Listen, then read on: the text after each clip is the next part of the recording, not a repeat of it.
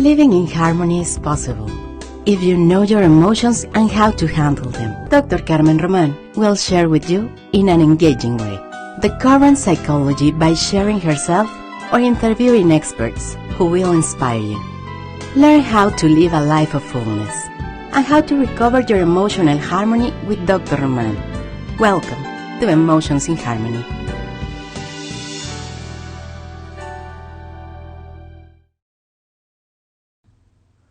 Hola amigos, ¿cómo están? Bienvenidos otra vez. And this time, welcome. This time is going to be in English. Yeah. Last week was in Spanish about my experiences in the recent trip to Guatemala. And this time we are going to work in English. I am a little confused where the camera is, but we will figure out. Yeah. Okay.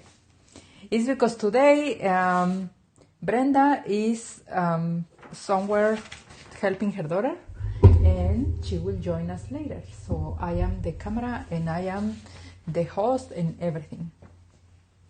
I'm so happy and so thrilled to have you here, and thank you for listening. This trip has been an amazing experience for me, and even though it's not the kind of topics that we usually have in this video or in this podcast, I'm still in love with the lessons I learned from Guatemala, and I want to bring my psychology point of view to that trip. This trip was at the beginning of April, and we were for 10 days, and this is what you are going to listen in the next 30 or 40 minutes that I will be here talking. I am going to talk to you about the experience that my impressions on the Guatemala itself in the country. It was my first time, so it's always nice to see something for the first time with fresh eyes. And I am going to talk to you a little bit of the armed conflict, what I learned about their history of the armed conflict and how they are recovering, and my experiences in traveling with 10 of the Palo Alto community, Presbyterian community. I went with them. They were so kind to accept me even though I'm not Presbyterian.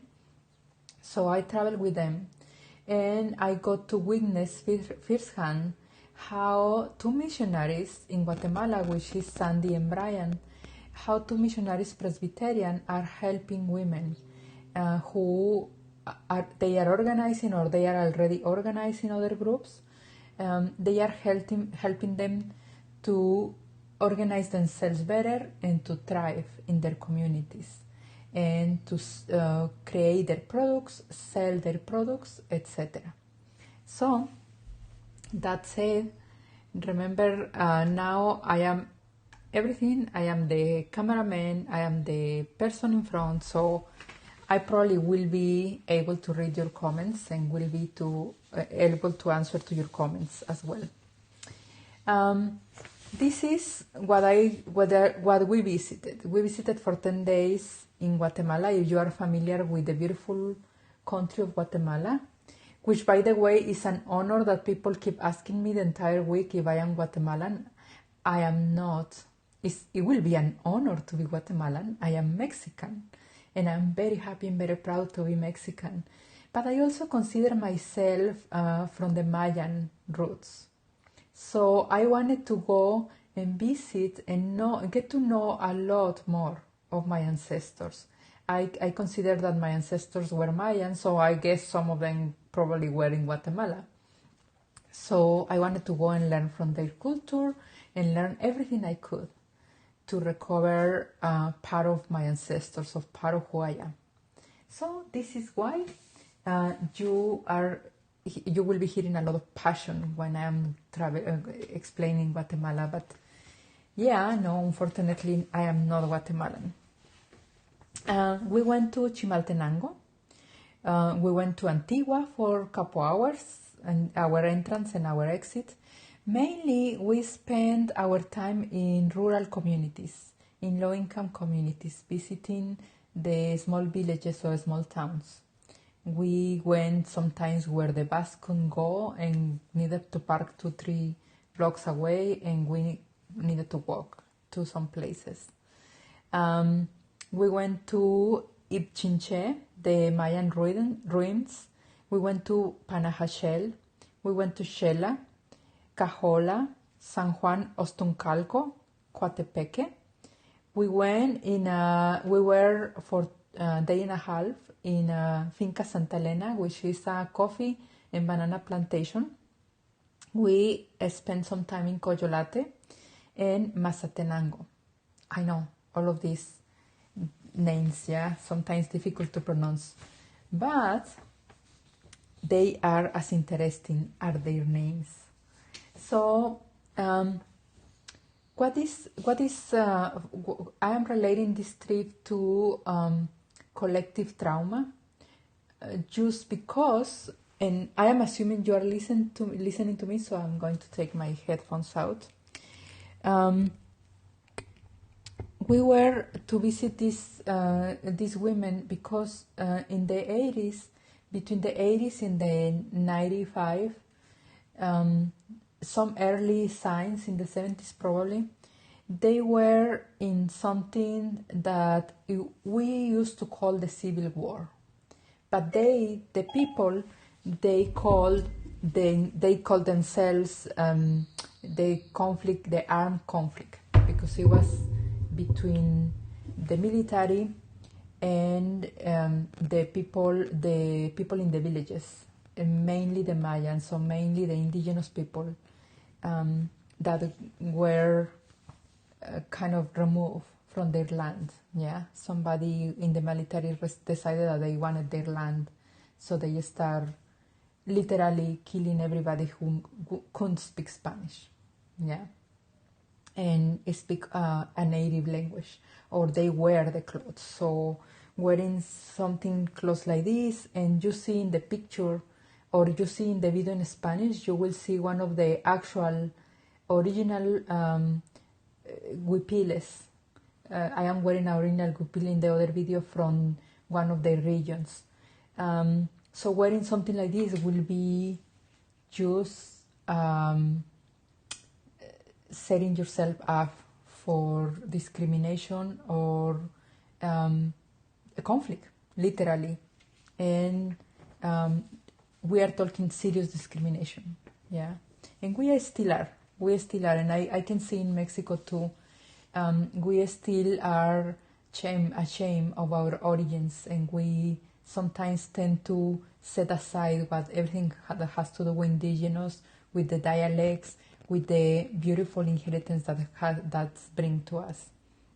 So my whole purpose here is, one, to get to inform you as I'm informing myself, so to share some knowledge that I recently acquired, but also to empower our Latino communities, because in some families, teenagers or young people, they feel ashamed of who their parents are, or their stories, or how they were, or their traditions. They want to forget, and because they want to thrive in the American system. Yeah, they don't want to speak Spanish, they don't want their traditions, they don't want to be known as Latino sometimes. So it's very hard, because this creates division within the family. If I can manage to get this out there and tell these young people, or these people who is kind of hiding who they are, that it's okay. It's okay. You can thrive in this culture. You can do whatever. You can be who you are. And some people is not going to like it. Some people is going to like it. That's it. And that's it for every culture, every place, everywhere. But back in the 80s in Guatemala, they really didn't like it. Yeah. So it was a lot of murder, disappearance, torture, rape, displacement, or forced recruitment of people to the military. Yeah. It was many innocent victims. At least 200,000 people were killed. At least. during that what we call the civil war, and they call the armed conflict. Mainly indigenous who were not able to speak Spanish. Yeah, it was a lot of atrocities that let us not forget. We don't have the luxury to forget the things. Why? Because when we forget, we create this environment where it can happen again. Yeah, it is happening sadly a lot in Mexico, and well, it can be combined between the mafia and some discrimination going on, and it's happening here in San Jose, where some I don't know, my undocumented people are suffering because they feel that they are being harassed and followed by the immigration, by the federal police, it's happening. Yeah, and of course we cannot confirm anything, but in therapy I get to hear a lot of stories. So let us not forget. And I know this is a difficult topic again.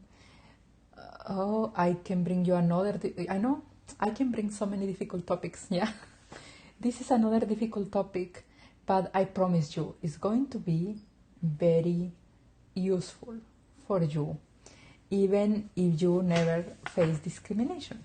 So, and it's going to be very wonderful and hopeful, because I'm going to tell you about the spirit, the beautiful spirit that this woman have.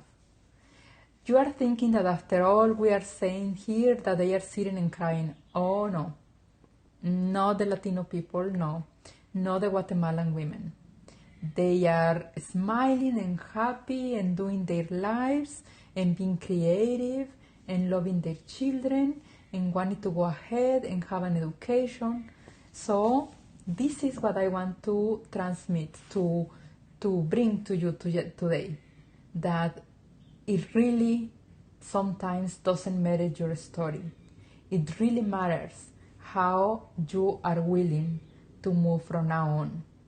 And I see over and over that in therapy when I work with victims of crime. It doesn't matter. I can hear the worst story ever, and I can at some point get to see the women smiling and say, how do I look today? And do you think this makeup goes with me or not? Or so it is amazing what resilience and cooperation and community can do for us.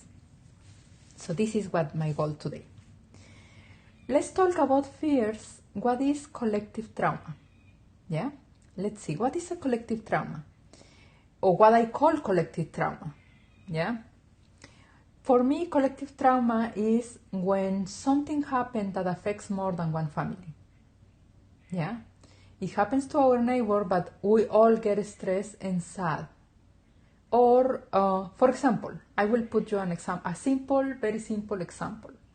Couple months ago, somebody broke into my neighbor's home, and we all got in the neighbors talking about cameras and security and talking to the police and blah, blah, blah. Would you say that we were collectively traumatic? Yeah, it was a traumatic event for all of us. And we start moving and saying how we are going to do and all of this. This can be a big scale. Yeah, it can be into a really big scale when it gets to a society or to many people in the community. So the symptoms are general panic, yeah, sometimes dissemination of information that is not useful or misleading information, and other common behaviors too are helping each other. Sometimes it really brings us as a community to help each other. Or some others respond avoiding the issue. I don't want to know about it. I don't want to listen anything. It's not me.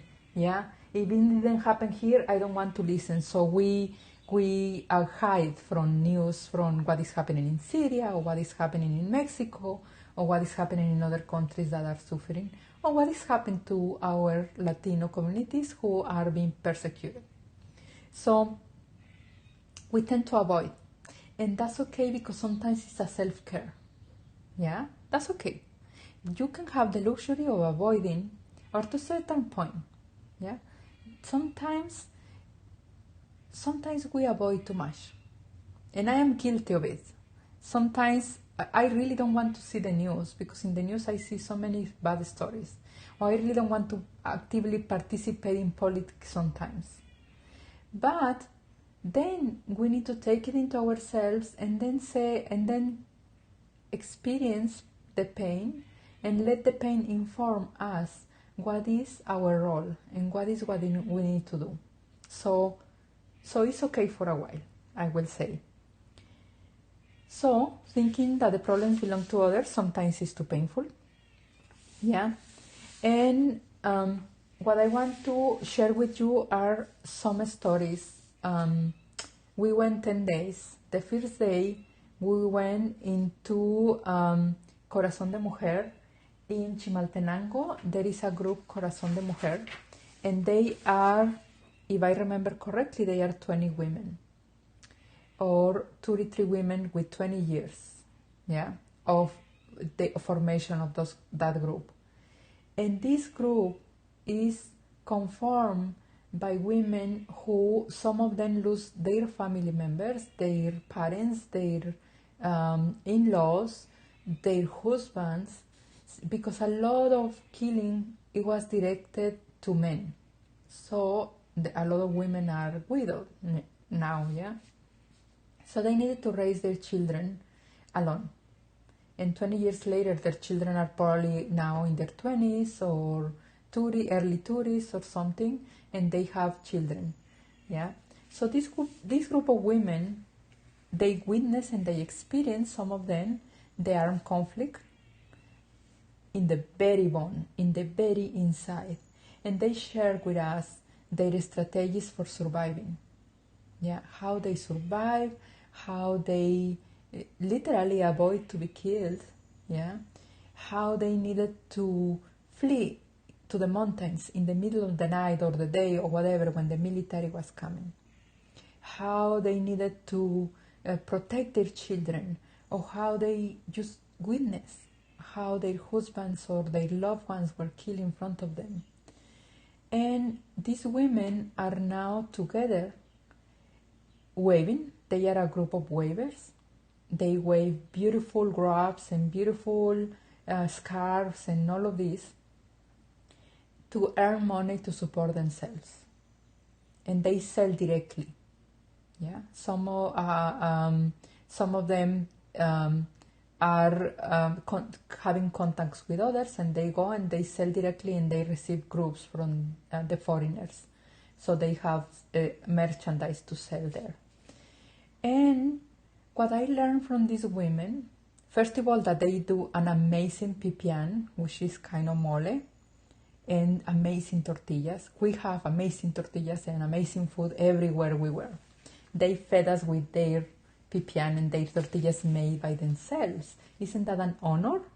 Oh my God, I know you are envious right now, but I will stop that, especially this is lunchtime. So we were fed by this amazing food, and then they share stories of how they survive. And you know, these stories are shared with so much dignity, so much clean style of sharing a story. It's not that I am going to, if I am the storyteller, I'm not going to describe details that involves all these difficult images to digest. But it's enough to tell you that I lose my father, I lose my husband, or I needed to run in the middle of the night without nothing to eat, for you to have a sense of what I went through. That was the kind of fine storytelling that they had. And a lot of dignity. And they are not saying, I am here because I want your money. Oh, no. I am here because I truly believe I have something creative to offer.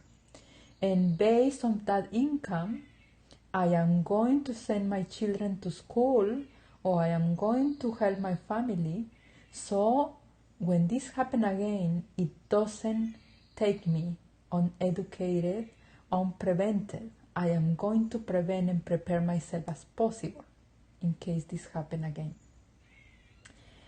This group, something that I love about this group is that they put together some scholarship, or they get help for scholarship, but they offer to the women first. And then the women, it doesn't take the scholarship, it goes to their children. I absolutely love that, because we tend to think about children, yeah?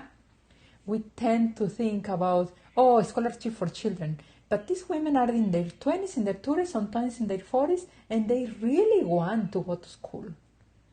Yeah? So that was the first day. Then we went into Panajachel, and we had dinner there. We had amazing dinner also. We went to Lago Atitlan. We went to Santiago de Atitlan, which is another town. We crossed the lake, yeah, and we went to Santiago Atitlan. Santiago Atitlan, it was the heart of the conflict. The armed conflict started there, and very interestingly, it ends there, yeah. So in Santiago Atitlan, the military came and took over the country, the town, sorry, and of course they did a lot of atrocities there. But one day the community decided to organize themselves, and they stand for themselves, yeah. And that was a protest that it ended up kind of badly, yeah. But out of this protest, the heavy protest, they were able to get some help, and then they were able to survive and get some peace into this Santiago Atitlan. Santiago Atitlan is a beautiful, peaceful place right now, because they know the cost of violence themselves. The person who was our guide, for example, was part of the conflict, was victim of the conflict. The priest in the church needed to open the church for people to come and sleep, thousands of people to come and sleep in the church, because they were not safe outside during the night. So we got to meet and talk to these people also. It is it's a high contrast on the poverty level, because the poverty level is huge.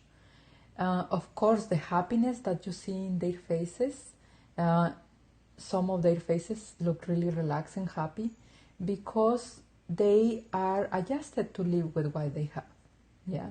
And the beauty of lakes, in the lake, for example, which is now 30 meters under or something, a city that it got lost based on too much water, yeah, too much rain.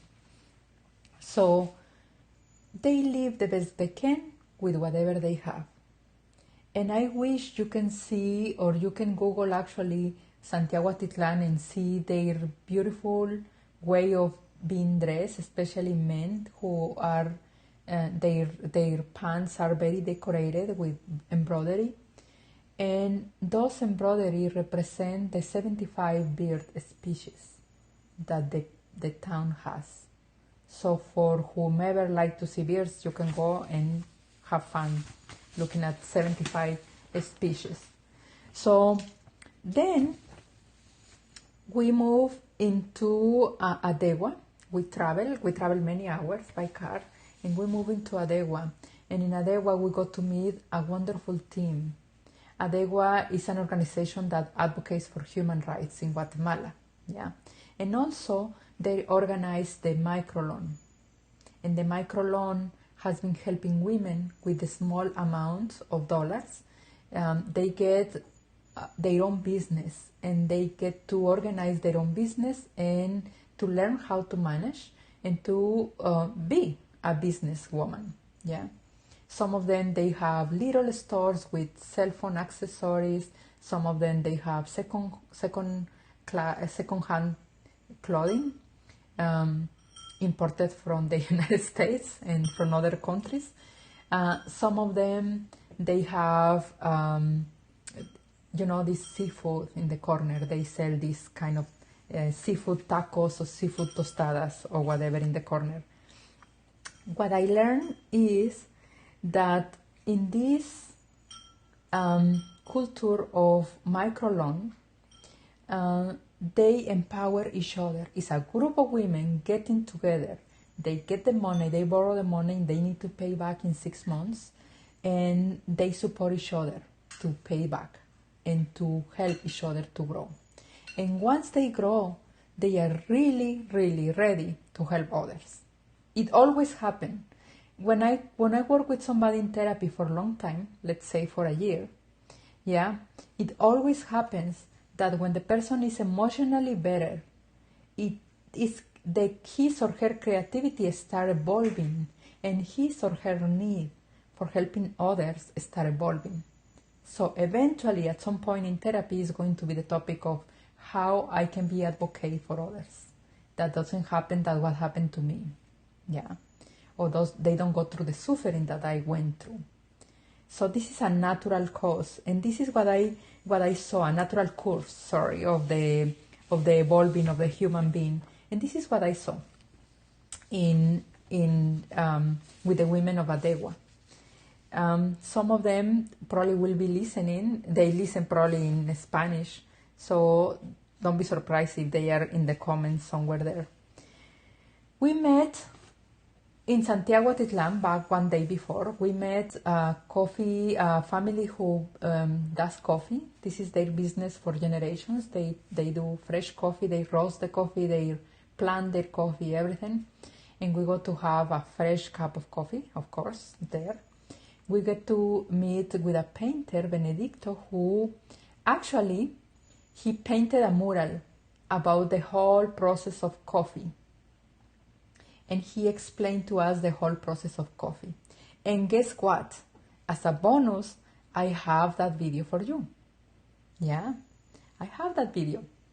I will look into my videos and I can post it as a bonus in somewhere in YouTube or somewhere. I have his permission, by the way, to do so.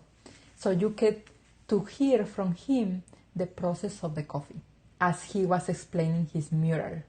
And even if you listen in audio, it's still very beautiful. His English is very good to understand, better than mine. So his English is really good. His storytelling, and he's so charming that you will love to listen. I will post this video in the Emotions in Harmony community, and I will put it in the podcast as a bonus episode. So I don't mind if you remind me to do it, because I tend to have 1,000 things to do. Then we get to meet the cooperatives and the people, the Corazón del Lago, which is another organization of women. This time I am sure it's 33 women, and they sell their art, their clothing that they make. Again, they are weavers. Something very beautiful about Corazón del Lago, and probably some others too, is that 90% of the profit goes to the women who actually did the clothing, the piece of clothing. And when you buy something, it can attach the name of the person who actually did your clothing. For example, I got one table runner, beautiful table runner, and it's made by Esperanza. And Esperanza in English means hope. Isn't that beautiful? Her name is Esperanza. So literally, I have in my table every day this symbol of hope made by Esperanza after all she has been going through. And it's just an honor to have my house to wear a piece of that. So then, of course, we went to keep meeting with other women. We met with other women that are just starting to learn how to sew. And they do very wonderful hot pad holders, and they do napkins for the table, and they were learning to use the iron machine, and to use the tape, and to use the sewing machine. And oh my God, it was so beautiful to sit with them and have lunch. Again, they feed us. They were feeding us. Something that the missionaries, the two missionaries that host us, is that they ask that we were not required to do absolutely anything other than be in the experience. And then, of course, come back home and do whatever we need to do for that. But just be in the experience. We also met with a priest that I prefer not to say his name, a pastor, for safety purposes. We met with him and he has been in exile back and forth. And he was, at that moment, his life was in danger because of his political views, because he's helping the community to organize against not only discrimination but against exploitation. So we met with him and hopefully he's good still now. We just, even though if you don't know his name, just please send prayers for these amazing people that are still working for the human rights of people wherever they are. And it was 3-4 hours of listening his story, very deep knowledge of Guatemala culture and how the conflict and how he has been trying to survive again and again and again, and so far he's succeeding. So it was beautiful to meet him. I also got the honor to meet with Maria Tulia. Maria Tulia is a survivor also of the armed conflict. She wanted to become a teacher. And you can Google, I think Maria Tulia is in Wikipedia and the CNN interviewed her. So you can Google Maria Tulia and you will find her, the interview that CNN did on her. And you can read everything about her interview. It's a very beautiful interview. Maria Tulia was part of the armed conflict. Well, she was studying to be a teacher and then the conflict started and she was invited to be there, and then she became nurse for the conflict. And then she got the opportunity to travel, to talk about the human rights, or to be advocate for the human rights for women in Guatemala, to travel several parts of the United States, Europe, Canada. She became an advocate. And after the conflict, with all this pain that she's seen for her culture and the pain that she herself suffered, because of course the military was not happy with her, yeah. So she was being held in captive and tortured, everything. And when she was released, her father and her brother didn't. So she decided to become a psychologist, a clinical psychologist. And she is working to help recover others from these traumatic events. And she is helping to make a record of stories with details and everything. And then she's helping because there are these clandestine places where bodies were buried in group, yeah. And the government now is helping to bring out these bones and to do the DNA test and to help to reconnect with their families. So to give the bodies to their families. And Maria Tulia is doing this emotional companionship, or this therapy, when they get to receive the news and they get to receive the body. Wow, a lot, yeah. Just being with Maria Tulia for an hour, having dinner with her. We were in a group and I was the translator. I must tell you, I cried. I couldn't hold it anymore. I was not crying before with other stories, but wow, listening this, I cry because, oh my God, we have so similar stories, Maria Tulia and I feel so blessed that for some reason in my country I got to grow up safe, to the point that I am in the United States safe, with a lot of a way better future. But my story with Maria Tulia is that we both needed to fight to have an education against patriarchy, against everybody who didn't believe that a woman can have an education.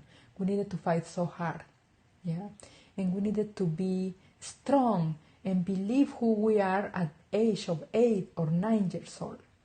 This is who I was at 8 years old and 9 years old. I already knew what I wanted to be in life.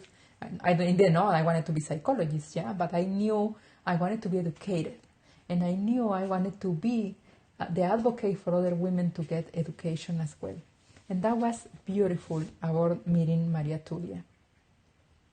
Then we got to visit the ruins. Finally, we went to see and visit the wonderful ruins of Ichinche, which it was kind of a place where Mayan royalty used to live.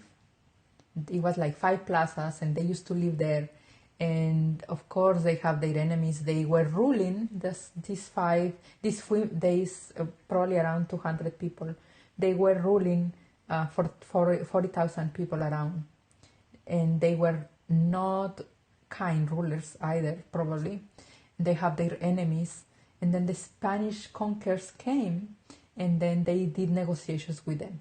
They say, if you help us to kill our enemies, we give you gold. Yeah, and the Spain people was like, sure, yeah. But then these people, the Chinche people were like, oh, sorry, we don't have that gold, and blah, blah, blah. And end up, they got burned their place, of course, by the Spanish people. So we got to visit the ruins and see how they used to live. And we got to visit an altar that Mayan priestesses still come and do altars there. And I got personally to talk to a Mayan priest. I really got to sit with her and talk and exchange and ask for some advice for some rituals. Remember, I act sometimes as a priestess for my community, for some group of women, for whomever is needed. Sometimes I act as a priestess. So it was very important for me to sit and talk eye to eye with a Mayan priestess. Yeah, it was just beautiful and amazing. And I got advice on some personal rituals. So it was beautiful. What is what I observe? Well, this is the whole story, yeah. Or this is part of the story, because 10 days of information every single day. Trust me, I probably will be digesting this information for the next year or two. Yeah? But what I learned here is that what worked for those women or those families or this country. Oh, sorry, before what I learned, I forgot to tell you that we visit the community of Coyolate. In Coyolate is 600 people, indigenous, who flee to Mexico to escape from the conflict, and they managed to survive, and they came back, and the government gave them, they sell them property, a piece of land, and they need to pay back for 3 years. But this community is in extreme poverty, and they don't have pure water, and they don't have so many services they don't have. But pure water is important, so the children, so the families don't get sick. So Canada and a team of researchers from Canada and some communities from Presbyterian churches from the United States are supporting them in having some filters in their home and some stoves made in the community. They are made there by some experts there, and they are guided through how to use the stove and how to use the filter, and made of very raw materials, very like cement and sand and everything that is local material that helps them to have clean water. So we visited that too for a day, and it was beautiful to visit that community. They also feed us. I know you are envious. I know it was amazing food, amazing tortillas, amazing everything. So we got to sit and have lunch with them. Yeah. So what worked for these women? The strong support that they have for one another. Something that Sandy and I were talking. Sandy was our guide. We're talking at the end is like, probably based on their community experience, some of them are better off than some women here isolated. So this strong community support was the key, one of the keys, to be alert, to move and to be alert. Yeah, that was helping them, especially to survive. To be creative and to be willing to expand their realm of creation. If I only know how to sew, to wave, I will learn how to use a sewing machine. If I only know how to that, I will learn that. So expand creativity, expand the skills that you have to express your creation. Avoid conflict when necessary. One guy say, I was 16, the military came and say, do you know anything about the conflict? Do you know any Mayans? And he being Mayan himself, he say, I don't know. Yeah, and that saved his life. And now the government has helping him to become, he helped himself, of course, but the government has helped him to provide the license for him to be a guide. He was our guide in one of the trips, in one of the tour. So, of course, avoid conflict when necessary and it's necessary to save your life. Don't be brave in that stupid way, is what I say, what I mean. After the conflict, what helps them is to move forward, even though they have pain. Do you think it's easy to have lost your husband or your son or your parents or your children? Do you think it's easy to smile again? I am sure it's not. But these people decided to stick to life, to stick to hope, to stick to whatever they are to survive. So moving forward, even in the pain. Yeah? Have a vision for the future. Like, if this happened, I am going to make sure it doesn't happen again, and it's on me. It's not on the government, it's not on the police, it's on me. So people were willing to take the change of their country in their hands, and they are doing it every day. Take the solutions on your own. This is what I am talking about. Yeah? Which means being advocate or have social justice or whatever. Yeah? Ask for help in one way and be willing to receive the help in another way. And I will put you an example. The Corazón de Mujer, their dream was to have sewing machines, to be able to do some sewing and get money to survive, yeah, get an income.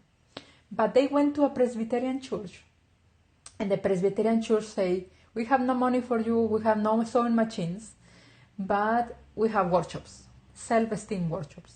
And one of the leaders say, wow, we didn't ask for that and we really didn't want that. Yeah. Like, it's kind of a joke if you are asking, like, can you help me to survive economically? And somebody says, sit here, we are going to talk about self-esteem. But they, as a group, they decided to take it. They say, if this is a help, we are going to take it. And that helped them to be empowered. And they discover their voices and their rights, and they say, we want you to teach me how to write, how to read Spanish. Yeah, how to learn and read Spanish. Because they were only in their dialects. So help me and my group to read and write. So there they start workshops on reading and writing, and self-esteem, in empowerment, and all of this. And then years later, they were able to get the sewing machines from another group that visited them. And they were able to get some scholarships here and there. So one of them is in the way to become a lawyer. So being open to possibilities. Yeah. It was very useful. Some people in the government willing to punish others for what they did. For example, in 2012, the General Efraín Ríos Montt, who was one of the main people killing everybody there, was answering to the judge for second time, in a second trial or third trial. yeah, and that gives hope to the town that they can survive, yeah. So the government willing to help in some cases. We didn't witness that much help in the government. Work with dignity and respect for each other. They don't wear the label of victim. I didn't see any victims there. They were not playing the defenseless victim. They were playing the powerful, suffering, overcoming this suffering person that I am. Yeah, this is how they were. Once they are being helped, they are willing to look around and see who else they can help. I have my business, I can help my husband or my son or my tia or my cousin or my sister. I can help somebody else. Bring me somebody else because I am willing to help. So this is what I saw in these women. Yeah, willing to help. The aspiration for a better education. Sometimes we sit here very comfortable because I am privileged. I don't live in a country of conflict, and in my mind, in me, yeah, I probably am. I live in San Jose, California. Probably is definitely some conflict there, but sometimes I have the luxury to close the doors and be in my home and put the TV and ignore my life outside. Just watch the game or watch some comedies or something like that. But if I keep eternally closing my home and watching TV and doing nothing, I am certainly not improving myself. Forget about others. I am not improving myself. So these people were willing to do the effort and improve themselves. Isn't that amazing? Yeah? And we all need that. We all need that kind of pushing ourselves, going to the gym, looking at that video that is going to empower you or educate you, looking at that movie that is going to be helpful, leaving a little bit that movie that is not, getting around this cake that is going to give you overweight and doesn't help for your health. These kind of things doesn't require to survive a war, doesn't require to be a victim of a huge collective trauma, but it definitely can make you into a severe depression, into your own inner trauma. So the lessons that I learned, and I want to leave you with that, is important, is extremely important for our countries, for our government to have programs that support victims of crime. And those services to be disseminated, to get the community to know them and to use them is very important. To create programs and to make an effort to reach out for people to use those programs. Economic recovery programs, financial assistance programs, and along with helping people to help them to manage their finances. Not only give them the money, but just help them to manage their finances. Underrepresented communities willing to speak for themselves. There is always somebody who is unrepresented and is willing to speak for themselves, so the ones that we have a little more privilege, we can help them. Yeah? So I listened something extremely beautiful, and I want to leave you with this morning. This morning I was in a private tutoring with Elsie Escobar, in a private group with Elsie Escobar, which is I am excited and very honored and extremely happy. I will tell you probably more about that later. But she was saying, if the door to privilege, she's talking about her voice as a podcaster, if the door to privilege is narrow, yeah, and I was able, or I am able to go through, I want to, not only me, I want to come with a bunch of us, yeah, that otherwise they will not have that privilege, and make those doors wide. And this is, I am currently being held by her, and I am hopeful that we get to that door of the podcasting and widen the door for diversity. but I carry my own. I have my own with me. I always have younger women, less privileged women, and families, and men, and children with me. So if you allow me this narrow door into your heart, into your place, into your community, be sure that I am going to widen it, and I am going to bring a lot of beautiful things with me, and a lot of beautiful people with me. With that said, thank you for listening. Thank you for being part of this community. And please, please share. Share, because we need a lot of people willing to stand up for themselves. Thank you, and bye for now. And I'm going to smile here while I put the video, because remember, I am the woman, managing the camera here. So here we go.